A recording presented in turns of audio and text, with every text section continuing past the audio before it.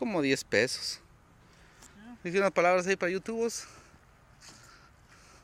Hey, aquí estamos nosotros trabajando, estamos haciendo tree service el día de hoy. Nos encontramos aquí. Que ayer cayeron muchos árboles. Entonces estamos tratando de cortarlos el día de hoy. Un saludo para todos los muchachos que nos miran en YouTube. Ok, gracias.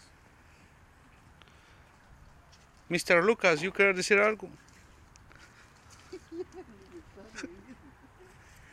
At this time we do the mass in October.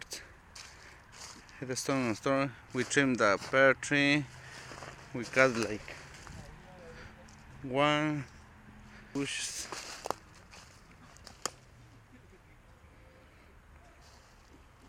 We tree that one like halfway.